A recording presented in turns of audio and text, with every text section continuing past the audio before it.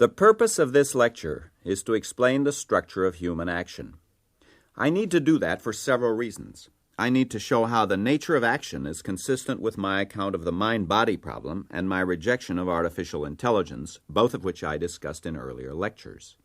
I need to explain the mental component of action and show how it relates to the physical component.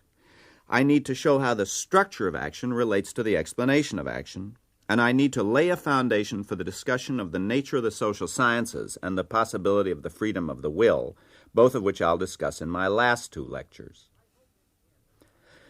I hope in the end that what I say will seem like a common-sense account of the structure of action. If I'm right, what I say should seem obviously right. But, as usual, common sense is not simple. In fact, it is remarkably complicated. And historically, what I think of as the common sense account of action has not seemed obvious. For one thing, the behaviorist tradition in philosophy and psychology has led many people to neglect the mental component of actions. Behaviorists wanted to define actions, and indeed all of our mental life, in terms of sheer physical movements. Somebody once characterized the behaviorist approach, justifiably in my view, as feigning anesthesia. The opposite extreme in philosophy has been to say that the only acts we ever perform are inner mental acts of volition. On this view, we don't, strictly speaking, ever raise our arms. All we do is volit that our arms go up. If they do go up, well, that's so much good luck, but not really our action. Another problem is that until recently, the philosophy of action was a somewhat neglected subject. The Western tradition has persistently emphasized knowing as more important than doing. The theory of knowledge and meaning has been more central to its concerns than the theory of action. I want now to try to draw together both the mental and the physical aspects of action, in such a way as to show both how physical actions have a mental component and how the mental component functions causally in producing the physical component. If we think about human actions, we immediately find some striking differences between them and other events in the natural world. At first, it's tempting to think that types of actions or behavior can be identified with types of bodily movements. But that's obviously wrong. For example, one and the same set of human bodily movements might constitute a dance, or signaling, or exercising, or testing one's muscles, or none of the above. Furthermore, just as one and the same set of types of physical movements can constitute completely different kinds of actions, so one type of action can be performed by a vastly different number of types of physical movements. Think, for example, of sending a message to a friend. You could write it out on a sheet of paper, you could type it, you could send it by messenger or by telegram, or you could speak it over the telephone. And indeed, each of these ways of sending the same message could be accomplished in a variety of physical movements. You could write the note with your left hand or your right hand, with your toes, or even by holding the pencil between your teeth. Furthermore, another odd feature about actions, which makes them differ from events generally, is that actions seem to have preferred descriptions. If, for example, I'm going for a walk to Hyde Park, there are any number of other things that are happening in the course of my walk. But their descriptions do not describe my intentional action, because in acting, what I'm doing depends in large part on what I think I'm doing. So, for example, I'm also moving in the general direction of Patagonia, shaking the hair on my head up and down, wearing out my shoes, and moving a lot of air molecules. However, none of these other descriptions seems to get at what is essential about this action.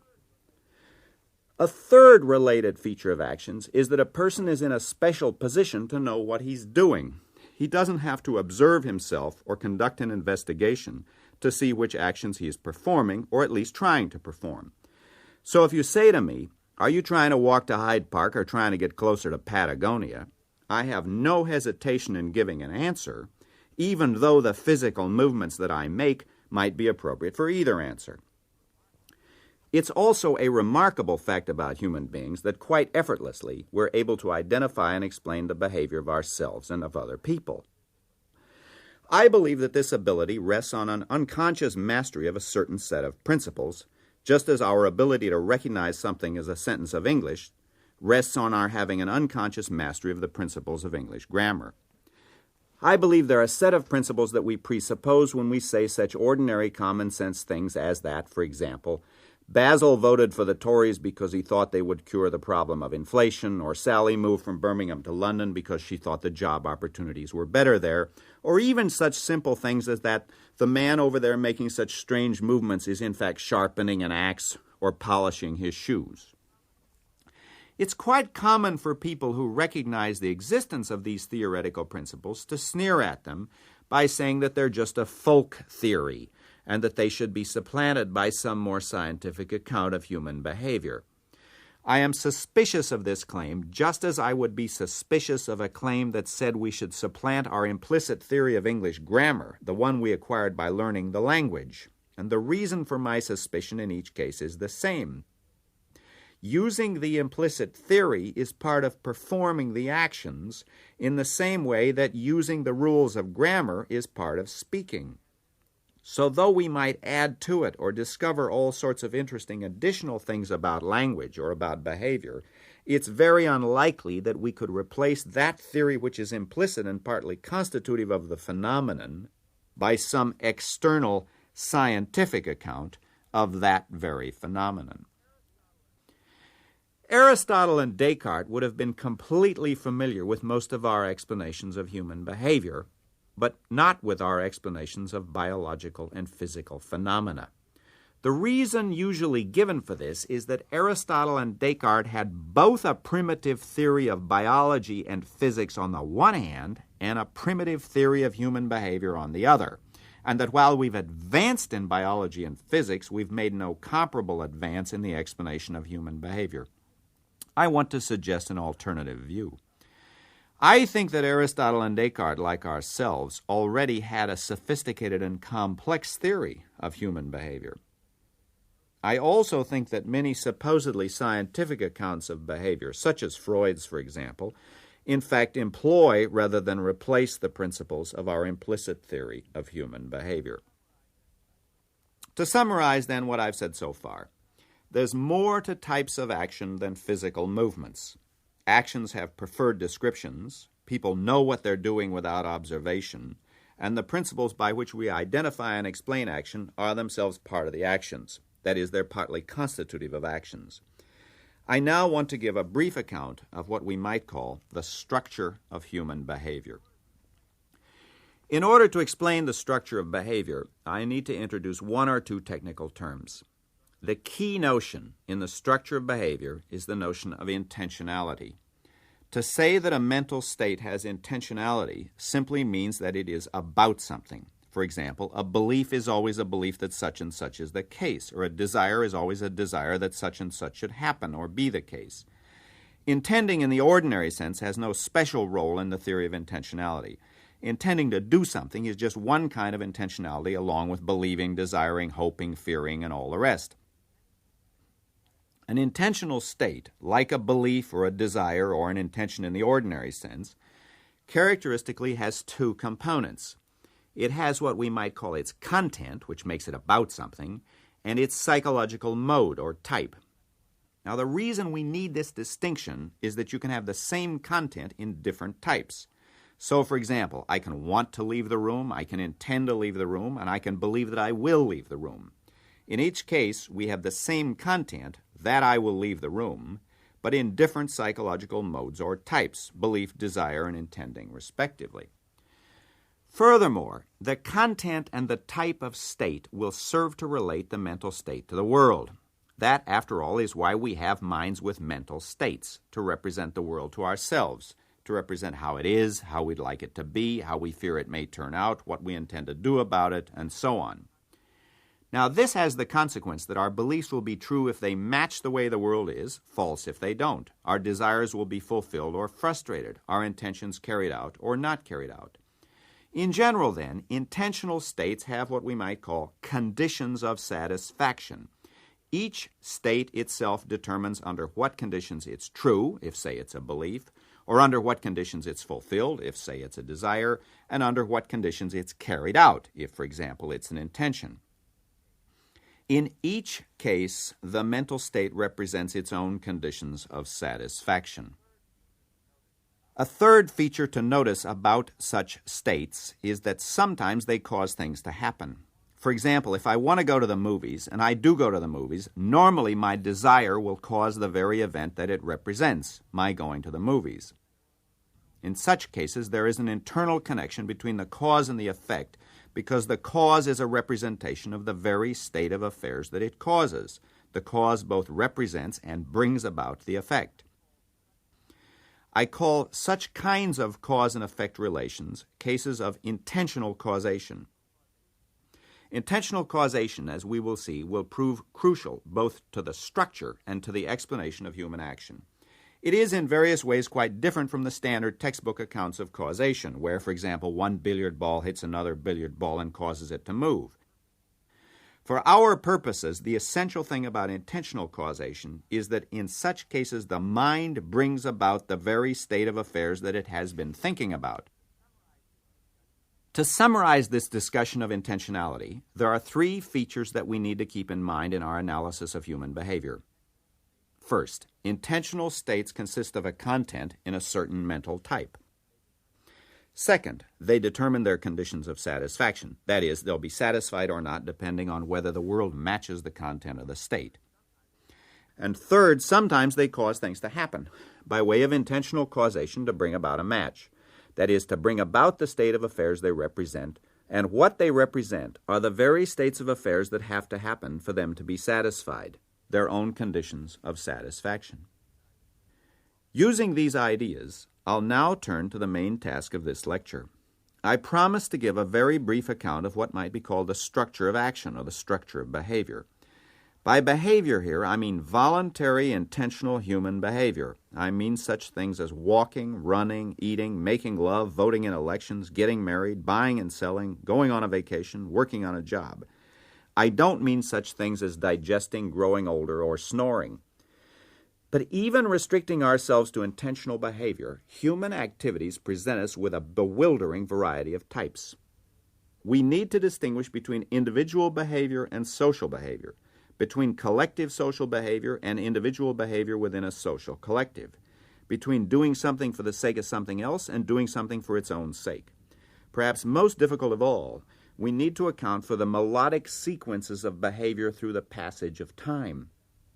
Human activities, after all, are not like a series of still snapshots, but something more like the movie of our life. I obviously can't try to answer all of these questions in this lecture, but I can give you a sketch of the basic structure of action. An account of the structure of behavior can be best given by stating a set of principles. These principles should explain both the mental and physical aspects of action. In presenting them, I won't be discussing where our beliefs and desires and so on come from, but I will be explaining how they figure in our behavior. I think the simplest way to convey these principles is just to state them and then try to defend them. So here goes. Principle number 1. Actions characteristically consist of two components, a mental component and a physical component. Think, for example, of pushing a car. On the one hand, there are certain conscious experiences of effort when you push. If successful, those experiences will result in the movement of your body and the corresponding movement of the car. If you are unsuccessful, you will still have had at least the mental component. That is, you will still have had an experience of trying to move the car with at least some of the physical components. There will have been muscle tightenings, the feeling of pressure against the car, and so on. And this leads to principle number 2. The mental component is an intention. It has intentionality. It is about something. It determines what counts as success or failure in the action, and if successful, it causes the bodily movement, which in turn causes the other movements, such as the movement of the car, which constitute the rest of the action. In terms of the theory of intentionality that we just sketched, the action consists of two components, a mental component and a physical component. If successful, the mental component causes the physical component, and it represents the physical component. This form of causation I just called intentional causation. The best way to see the nature of the different components of an action is to carve each one off and examine it separately. And in fact, in a laboratory, it's easy enough to do that. We already have in neurophysiology experiments done by Wilder Penfield of Montreal, whereby electrically stimulating a certain portion of the patient's motor cortex, Penfield could cause the movement of the patient's limbs. Now, the patients were invariably surprised at this, and they characteristically said such things as, "I didn't do that, you did it." In such a case, we have carved off the bodily movement without the intention. Notice that in such cases, the bodily movements might be exactly the same as they are in an intentional action, but it seems quite clear that there's a difference. Well, what is the difference? We also have experiments, going back as far as William James, where we can carve off the mental component without the corresponding physical component of the action. In the William James case, a patient's arm is anesthetized and it is held at his side in a dark room, and he is then ordered to raise it. He does what he thinks is obeying the order, but is later quite surprised to discover that his arm didn't go up. Now, in that case, we carve off the mental component, that is to say, the intention, from the bodily movement, for the man really did have the intention. That is, we can truly say of him, he genuinely did try to move his arm. In the normal case, these two components come together. We usually have both the intention and the bodily movement, but they're not independent. What our first two principles try to articulate is how they are related. The mental component, as part of its conditions of satisfaction, has to both represent and cause the physical component. Let's turn now to principle number 3. The kind of causation which is essential both to the structure of action and the explanation of action is intentional causation. The bodily movements in our actions are caused by our intentions. Intentions are causal because they make things happen, but they also have contents and so can figure in the process of logical reasoning. They can be both causal and have these logical features because the kind of causation that we're talking about is mental causation or intentional causation. And in intentional causation, mental contents affect the world. The whole apparatus works because it's realized in the brain in the way that I explained in the first lecture. The form of causation that we're discussing here is really quite different from the standard form of causation as described in philosophical textbooks. It's not a matter of regularities or covering laws or constant conjunctions. In fact, I think it's much closer to our common sense notion of causation, where we just mean that something makes something else happen. What is special about intentional causation is that it is a case of a mental state making something else happen, and that something else is the very state of affairs represented by the mental state that causes it. Principle number 4. In the theory of action, there's a fundamental distinction between those actions which are premeditated, which are the result of some kind of planning in advance, and those actions which are spontaneous, where we do something without any prior reflection. And corresponding to this distinction, we need a distinction between prior intentions, that is, intentions formed prior to the performance of an action, and intentions in action, which are the intentions we have while we're actually performing an action. A common mistake in the theory of action is to suppose that all intentional actions are the result of some sort of deliberation, that they are the product of a chain of practical reasoning. But obviously, many things we do are not like that. We simply do something without any prior reflection. For example, in a normal conversation, one doesn't reflect on what one is going to say next. One just says it. In such cases, there is indeed an intention, but it's not an intention formed prior to the performance of the action. It's what I call an intention in action. In other cases, however, we do form prior intentions. We reflect on what we want and what's the best way to achieve it. This process of reflection, Aristotle called it practical reasoning, by the way, characteristically results either in the formation of a prior intention, or, as Aristotle also pointed out, sometimes it results in the action itself. Principle number 5. The formation of prior intentions is at least generally the result of practical reasoning. And practical reasoning is always reasoning about how best to decide between conflicting desires. The motive force behind most human and animal action is desire. Beliefs function only to enable us to figure out how best to satisfy our desires. So, for example, suppose I want to go to Paris, and I believe that the best way, all things considered, is to go by plane. I then form the intention to go by plane.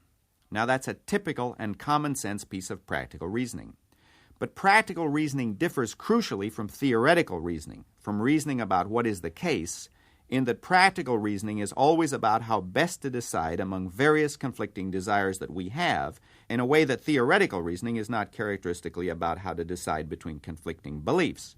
So, for example, suppose I do want to go to Paris, and I figure that the best way is to go by plane. Still, there's no way I can do that without frustrating a large number of other desires that I have. I don't want to spend the money, I don't want to stand in queues at airports, I don't want to sit in airplane seats, I don't want to eat airplane food, I don't want people to put their elbow where I'm trying to put my elbow, and so on indefinitely. Nonetheless, in spite of all the desires that will be frustrated if I go to Paris by plane, I may still reason that it's best, all things considered, to go to Paris by plane.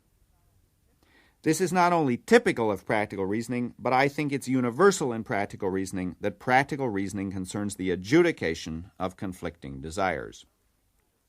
Well, the picture that emerges from these 5 principles, then, is that the mental energy that powers action is an energy that works by intentional causation. It's a form of energy whereby the cause, either in the form of desires or intentions, represents the very state of affairs that it causes. Now let's go back to some of those points about action that I made at the beginning, because I think we've assembled enough pieces to explain them. We noticed that actions have preferred descriptions, and that in fact common sense enabled us to identify what the preferred descriptions of actions were. Now we can see that the preferred description of an action is determined by the intention in action. What the person is really doing, or at least what he's trying to do, is entirely a matter of what the intention is that he is acting with. For example, I know that I'm trying to get to Hyde Park and not trying to get closer to Patagonia because that's the intention with which I'm going for a walk. This furthermore explains some of the logical features about the explanations that we give of human action. To explain an action is to give its causes. Its causes are psychological states. Those states relate to the action either by being steps in the practical reasoning that led to the intentions or by being the intentions themselves. The most important feature of the explanation of action, however, is worth statement as a separate principle. So let's call it principle number 6. The explanation of an action must have the same content as was in the person's head when he performed the action or when he reasoned toward his intention to perform the action. The content that causes behavior by way of intentional causation must be identical with the content in the explanation of the behavior. Now, in this respect, actions differ from other natural events in the world, and correspondingly their explanations differ. When we explain an earthquake or a hurricane, the content in the explanation only has to represent what happened and why it happened. It doesn't actually have to cause the event itself.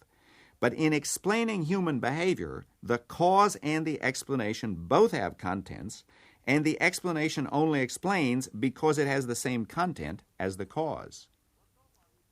Well, so far we've been talking as if people just had intentions out of the blue.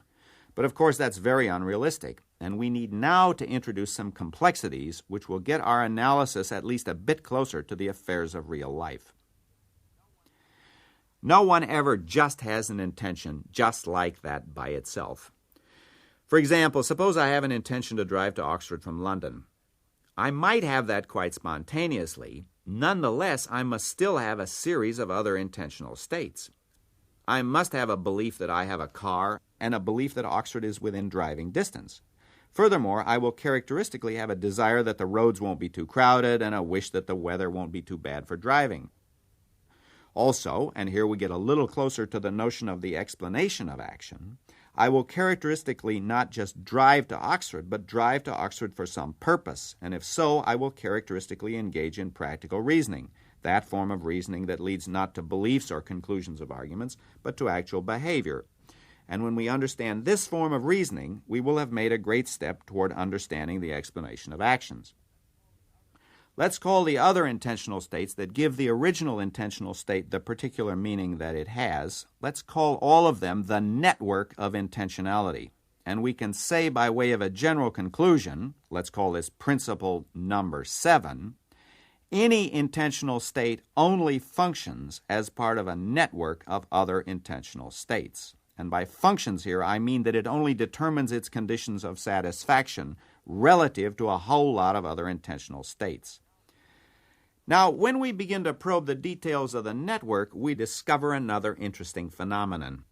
And that is simply that the activities of our mind cannot consist in mental states, so to speak, right down to the ground. Rather, our mental states only function in the way they do because they function against a background of capacities, abilities, skills, habits, ways of doing things, and general stances toward the world that do not themselves consist in intentional states. In order for me so much as to form the intention to drive to Oxford, I have to have the ability to drive. But the ability to drive doesn't itself consist in a whole lot of other intentional states. It takes more than a bunch of beliefs and desires and so on. In order to be able to drive, I actually have to have the skill to do it. This is a case where my knowing how is not just a matter of knowing that. Now let's call the set of skills, habits, abilities, and so on against which intentional states function the background of intentionality. And to the thesis of the network, namely the thesis that any intentional state only functions as a part of a network, let us add the thesis of the background, call it principle number 8. The whole network of intentionality only functions against a background of human capacities that are not themselves mental states. I said that many supposedly scientific accounts of behavior try to escape from or surpass this common sense model that I've been sketching. But in the end, there's no way I think they can do that, because these principles don't just describe the phenomena, they themselves partly go to make up the phenomena. Consider, for example, Freudian explanations. When Freud is doing his meta-psychology, that is, when he's giving us a theory of what he's doing, he often uses scientific comparison.